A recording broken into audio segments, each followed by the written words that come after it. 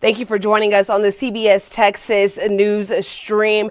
Big news out of the world of soccer. FIFA has announced what teams will be playing where in the World Cup. We do know that the Texas organization that's been helping do this is planning on having a press conference today with some of those announcements from the matchups that we know are happening. We do know that they are at the podium preparing to speak as we are watching and monitoring this situation. We want to go ahead and listen into them now. A very long but passionate journey over these last eight years to secure the World Cup. But after this last weekend, I'm not sure I could have envisioned the draw and the excitement that is coming here to North Texas this next summer in June and July. I want to start off by thanking our entire North Texas FIFA World Cup Organizing Committee board and the team that has been working on this. Without that, I'm not sure we would be here in this position, but there's been a lot of work behind the scenes getting us to this point, all the way from the bid, all the way up to the host city announcement that took place in 2022, to the match schedule, and now to this draw. I would also like to thank Dan Hunt and the entire FC Dallas team and family. Dan has been with us from the very beginning in this bid process. I couldn't imagine a better co-chair, and everything that he and his team have done for us, setting the stage for soccer here within the North Texas region, and very excited to see the growth. And I did not have the opportunity to meet his father, Lamar, but I can only imagine that he is very proud of you, Dan. So thank you for everything that you've done there. I'd also like to thank the Jones family, the entire AT&T Stadium, Dallas Cowboys team, Chad, Todd, Delaney, Kara, the entire team here. They are fantastic partners. There's not a better stadium in the world. We've hosted many, many events with them. We'll love to continue into the future, but this one is going to set us into another level. Our entire safety security teams that from all the cities, Dallas, Arlington, Fort Worth, Frisco, everywhere in between, the work that has been done from a working group standpoint, North Central Texas Council of Governments, and putting together our transportation piece. Our base camps, we are in the midst of site visits with teams right now looking to secure. So tons of working groups, volunteers that have already started their tryouts, human rights, sustainability initiatives, and definitely our host city supporters and Coca-Cola Southwest Beverages and Choctaw. It's going to take a village, but very excited for what is to come. This is a once-in-a-generation opportunity for us to leave a true lasting legacy, not only for the sport of soccer, but for our region, and also looking forward to what might be in 2031 for the Women's World Cup. Yeah. Well, first off, thank you for being here today. And I need to start with thanking Monica Paul. We have a lot of people who are working incredibly hard on this, our FC Dallas family, the Dallas Cowboys, a lot of the local governments, but we have our fearless leader here. Monica has done an unbelievable job, and there's a reason why this area has more great events than any other area in the United States, and it starts with Monica and our team. This is a special and historic time, and we've been the big benefactor of World Cups in Dallas. My father, Lamar, sees the 66 World Cup and launches professional soccer in 67 here in the area with the Dallas Tornado, and this is the reason why we have such a hotbed of youth soccer. 94 World Cup leads to MLS, which is FC Dallas, and now the 2026 World Cup. And what's so exciting about this is with the draw on Friday and then match selection on Saturday, I think we have the greatest match schedule I've ever seen at a World Cup in the group stages. And you think about it, having Japan twice, one of which will be playing against Holland. So I think that's a number 8 against a 18 world ranking. And then Japan will play a play-in team that could be Poland, with Robert Lewandowski playing in his last World Cup. And then obviously the big one, which is Croatia, England, number 4 against number 10. That truly is the marquee match of the entire group stage. And to have that match, and also the possibility of FC Dallas's own Petar Musa playing for Croatia, which would be incredibly exciting to have that. And this will be maybe one of the greatest matches played in the group stage. And then finally, to have Lionel Messi play twice in Argentina, the defending champion, right here at AT&T Stadium. And it only gets better from there, if you think about it, because on July 3rd, we have a chance to host the United States men's national team if they qualify second in the group. Obviously, we're hoping they qualify first. But then in the quarterfinals, we have a chance to have Spain here at AT&T Stadium also, in a great moment. And if the U.S. qualifies first and works their way through, I believe they'll play their semifinal here potentially. And so what a great match schedule. It has been so much hard work, but I'm so thankful for everybody here that's been a part of this. The Jones family, Jerry's been as engaged on this as anything that's not Dallas Cowboys as I've ever seen. It's really been fun to talk soccer with them. There's been a little education, but we've had a great time doing it. And, the cities, Dallas, Arlington, Fort Worth, Plano, Frisco, and now we have the base camp opportunities that exist. And yesterday was a gigantic day for us. A number of the top national teams were in visiting, and I know there will be multiple more visits, and I hope that we can deliver. We have multiple base camps. I hope we can fill every single one of them with top 20 teams or top 30 teams. And I've said it over and over and over.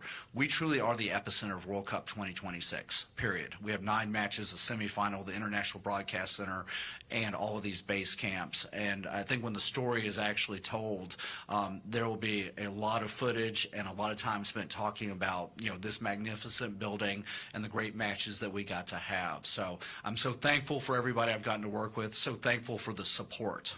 Everywhere we go, this community has been behind this and so excited and energized. And this really sets the stage. I'm sorry to do this to you, but Women's World Cup 2031 is coming. And this is our commercial to show FIFA that we're ready to host the final in 2031. Thanks, Dan. I also want to pour some praise on Monica Paul. I think we're very fortunate in this region to have her in the leadership role that she's in. I get a chance to see how cities and regions attract events and operate, and I can tell you there's nobody better than Monica. From the stadium perspective, we've partnered with Monica many times, and she's just an incredible partner. I'm thrilled for her to kind of have a victory lap with what happened with the draw and the awesome matches that we're going to have. And I also want to thank Dan Hunt, Dan's passion for the sport and for World Cup and how it sits within his family legacy and history.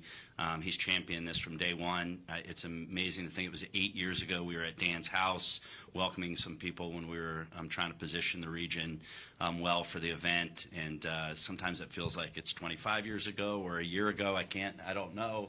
But Dan, your passion and energy toward this has been amazing. From a venue perspective, on behalf of the Jones family and the Dallas Cowboys, we're obviously thrilled to be able to host these matches, 9 matches, the most of any of the venues.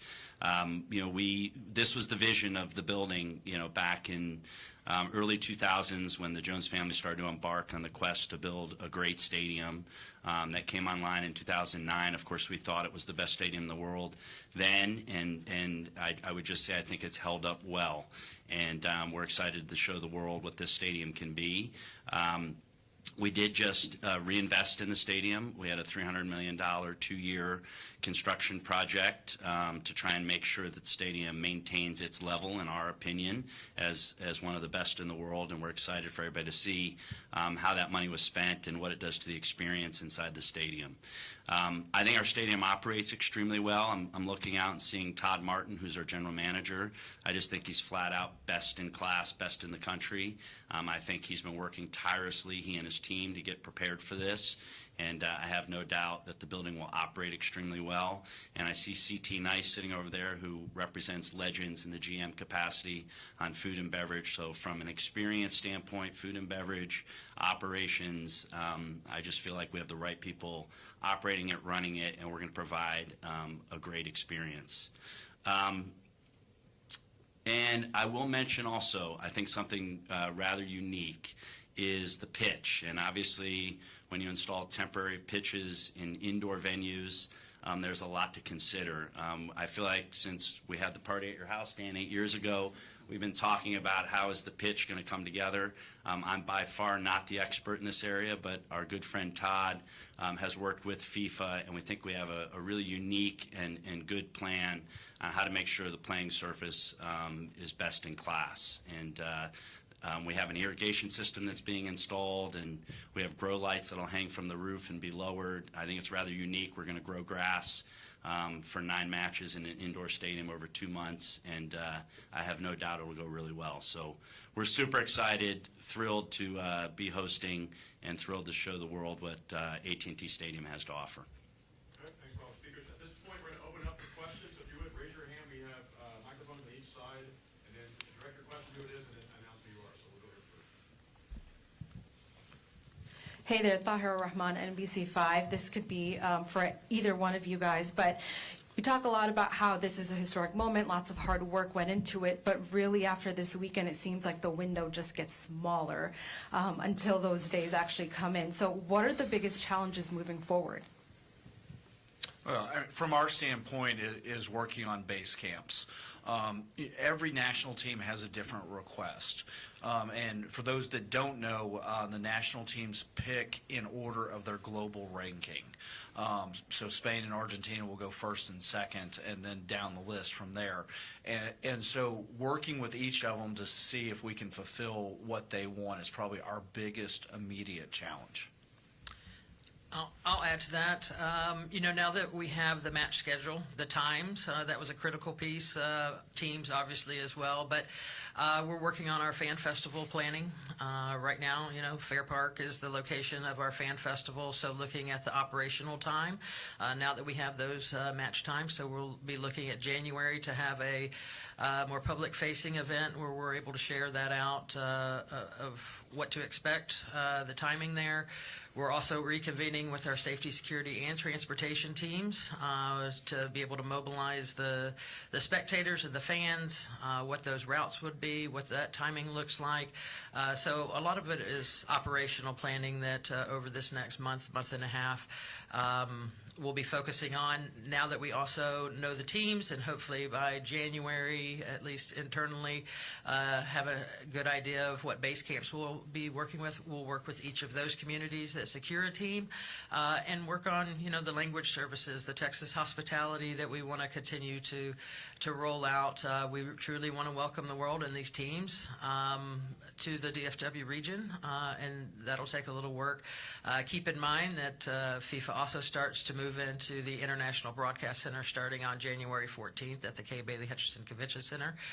So we'll work to help to facilitate that, but then also start working on the whether it's attractions, messaging, storylines to get with the broadcasters and media that are coming in and going to be spending a good 3 to 4 months here. Over here. This question is for either Dan or Monica. Pedro Silva, Televisa Univision Dallas. There is a story first reported, I believe, by Diario Le that Argentina is having their base camp here. Can you guys confirm that report? Or if not, can you guys confirm, has Argentina visited the training camps to be possibly one of those countries to be here? Yeah, I did see that report, and I was hoping it was right. But no decisions have been made at this point. And they have been here. There have been a number of teams that have come here. So it made sense with the draw happening on Friday with all the national teams here that they've started traveling across the entire bid. So they're not alone in coming to Dallas. A number have come through, and we have multiple meetings scheduled. Like I said, we have 5 primary base camps, and we're going to try to fill every single one of them. So we're welcoming everybody here. Obviously, it would would be a massive honor to have Argentina here. Their fan base is so passionate and so amazing, and to have them pick the Metroplex as a base camp opportunity, I think would be great for our community.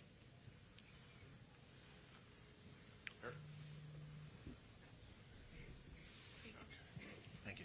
Hi, Eric Prisbell with the Dallas Morning News.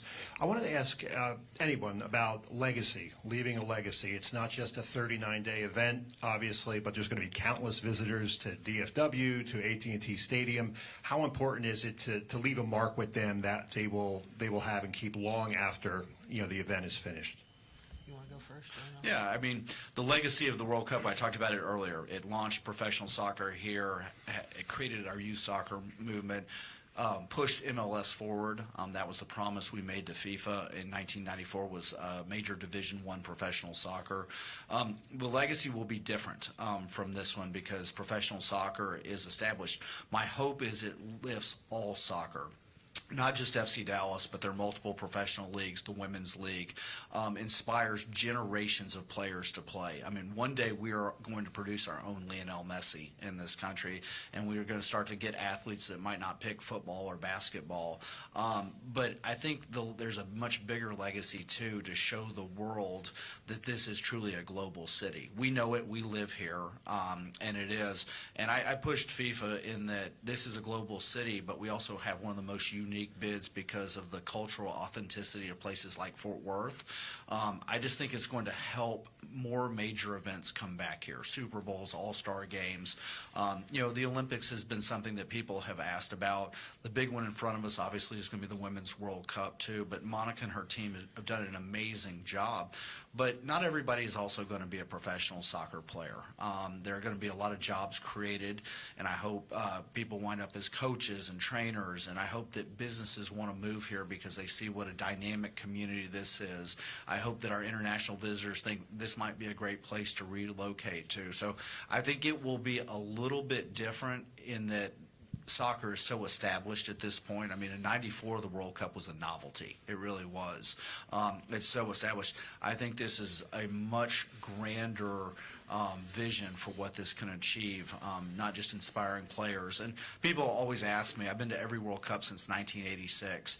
I hope that families and friends get to create lifetime positive memories being here and having this experience that they can share for generations to come. And I'll just add on that, we have an entire legacy program, have built that out going into actually starting in the bid process, and legacy takes on a look of many different things.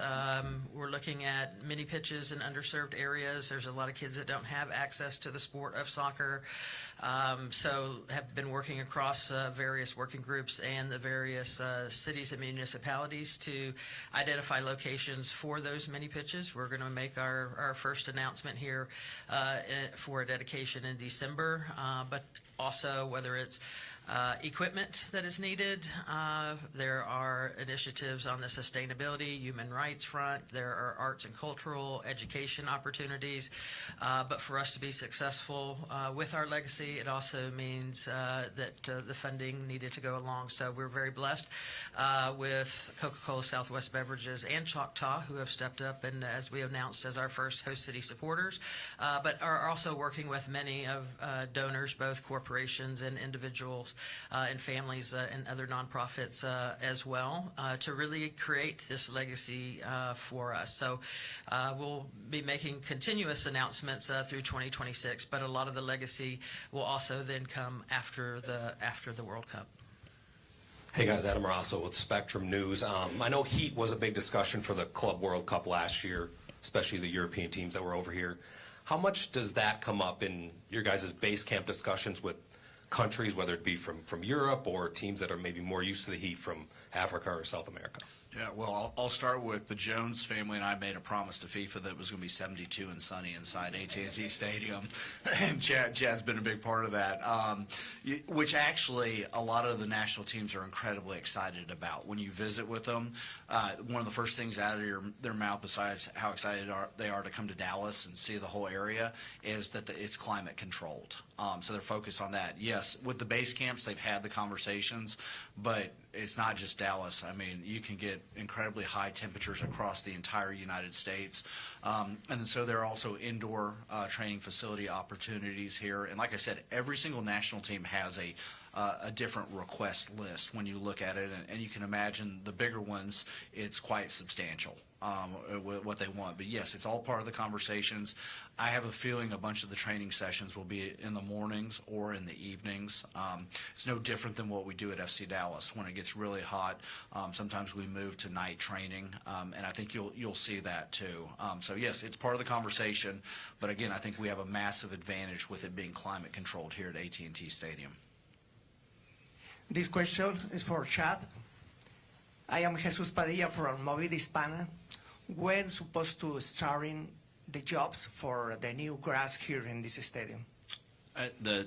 When was the question? When? Yeah. So we still have 4 Dallas Cowboys games, two at home. So the season needs to play out. We're trying to hang on hope for a playoff spot. So maybe we'll be playing in January. We then have some events here in February. And when we finish up those events, we'll start the process of getting the stadium ready for World Cup. And that will include not just the grass install, but there's some widening of the pitch area in the corners, like a lot of NFL stadiums have had to do. So there's a construction project to go into the corners and remove some of our field suite areas to expand the surface. I don't know the exact date of the pitch install itself, but it'll be much closer to the games. Thank you, sir. Any other questions? In the back?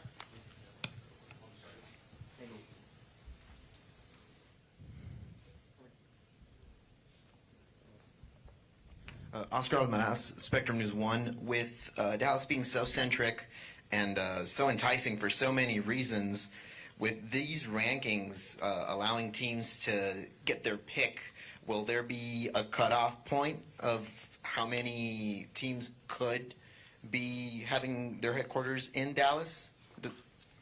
So we have 5 primary locations, and I think that with any luck we'll fill all 5. That would be an amazing accomplishment, and everybody has worked so incredibly hard. I mean, I want to also say a quick thanks to Jimmy Smith from FC Dallas and our grounds guys, Tom Jones and Nick Schaefer. They have worked incredibly hard to recruit, but also the different municipalities. We hope we fill all 5.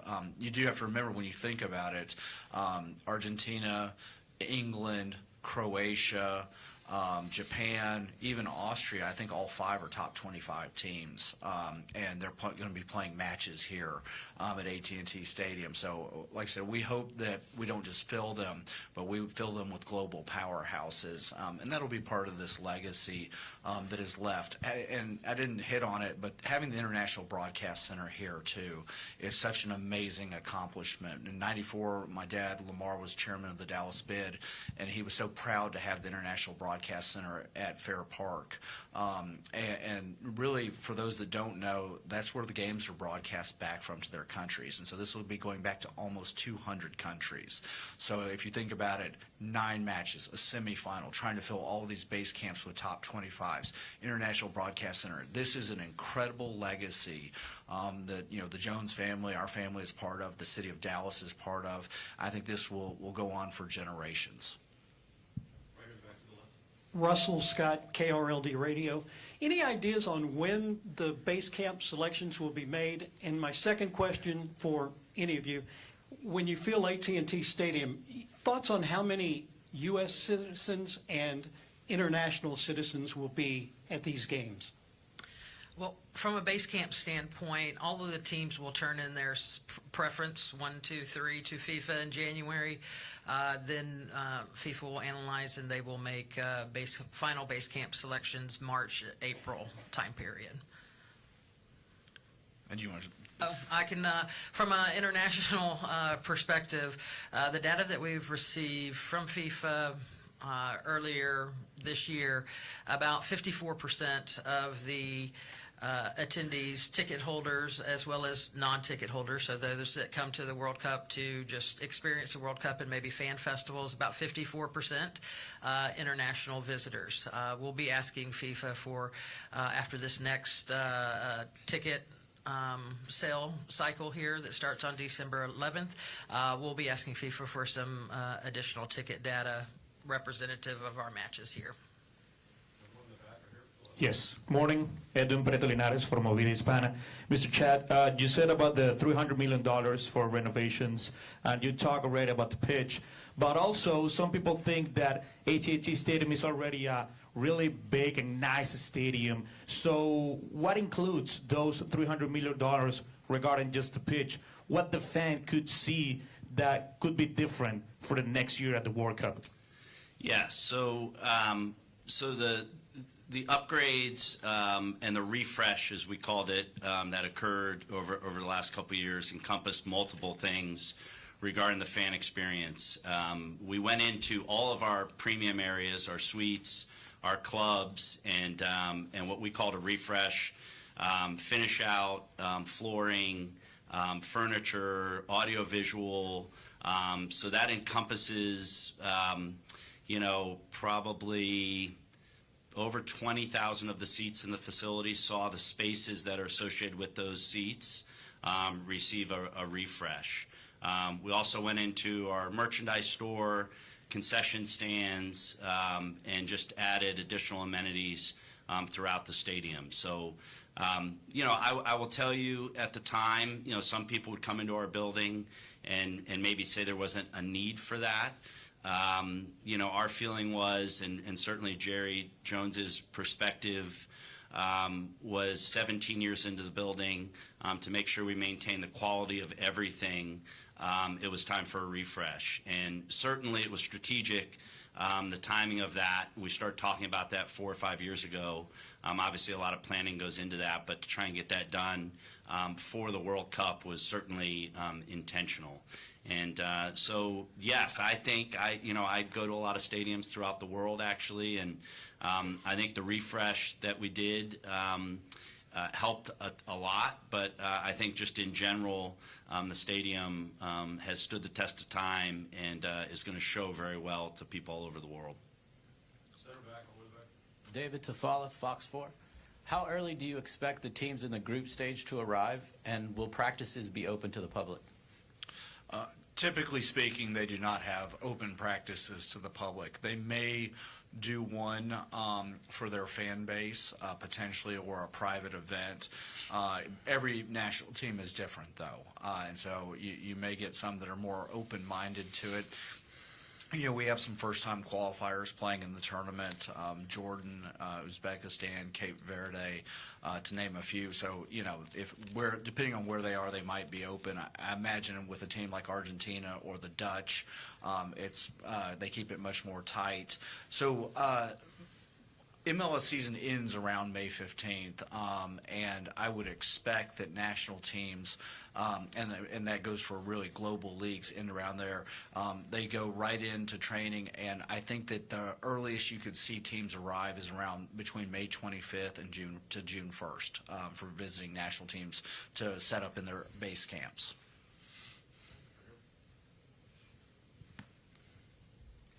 Brad Towns of Dallas Morning News. Chad, you guys were discussing Mr. Jones's, getting a little soccer education. I wondered if you have a favorite moment during this process that would maybe explain Mr. Jones's financial and emotional investment in this, whether it's maybe his reaction to the draw or some kind of meeting along the way. Yeah, I think a couple things come to mind. So certainly when we first started discussing this, Jerry was familiar with the World Cup, and I think when the stadium was built, Super Bowls, World Cups, Olympics were all thought of as potential things that could occur in the stadium. I think I saw Jerry's enthusiasm for being involved in this grow substantially when he was told the media numbers of viewers that watch the World Cup, which would come as no surprise to those that cover Jerry and the Dallas Cowboys. I would also say, as we were certainly pursuing semifinals and the final, Jerry's competitiveness showed, and he, I think Dan and Monica would concur, he was willing to show up for anything to pursue that, and was very involved in meeting with the people that were making those decisions at FIFA to try and position us best for the biggest matches. So he was into it, he is into it, and so is the whole family is very excited about it. Yeah. I mean, this building has hosted more than 25 major professional soccer matches and Gold Cup over time, and it's somewhere in that ballpark. And so they do a first-class job here. Chad said it. His team is amazing. The setup, the Jones family's been engaged about it. They've attended matches here. My favorite moment was actually we were down at the AT&T Performing Arts Center, and Jerry and I were in the green room sitting there talking after. And for those that don't know, Jerry tried to buy an NFL team when he was 25 years old. He came to see my dad, and so that friendship with our family has been going on with a long time. But to speak with him, feel his passion, and truly see how much he understands what this means, and he views this as a big part of his overall legacy outside of the Dallas Cowboys, and I think he's just incredibly proud, as is the entire family. Any questions? Okay, at this time, what we're going to do, guys, have a seat just for a minute. We're going to stripe this table, guys. We're going to do a quick photo op. After the photo op, I'm going to have one at a time for availability, and again, at the end, we'll have Spanish with Andy Swift. So give us just a second to strike the table, do a quick photo op.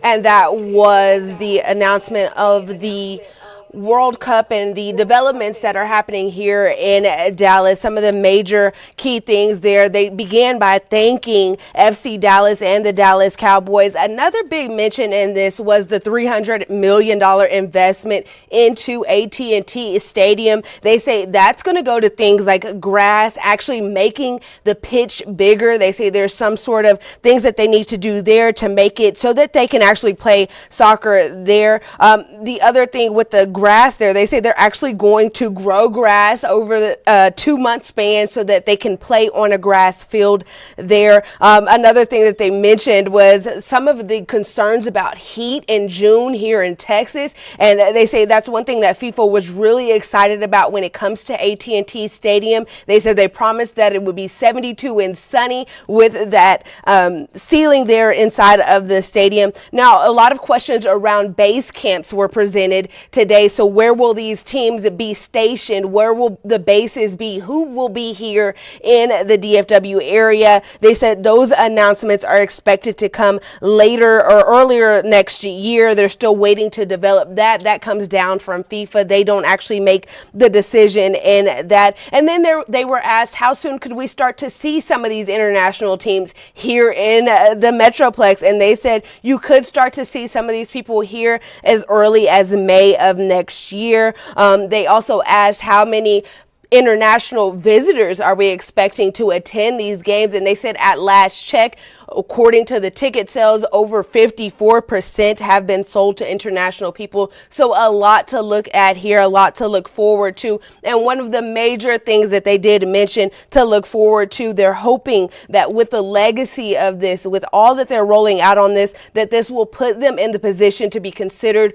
for the 2031 Women's World Cup. And so that's something that they also mentioned a lot there. A big thing, a big focus on the legacy this will have for the area for years to come, the inspiration they're hoping for children to see and other people to just come and enjoy the area that we have here, and hoping that people will be able to see all that this area does have to offer. We are going to continue to monitor the developments with FIFA here in the DFW area and World Cup as we count down to the days when that actually does happen. But for now, that is all we have for the CBS Texas stream. Thank you for watching us.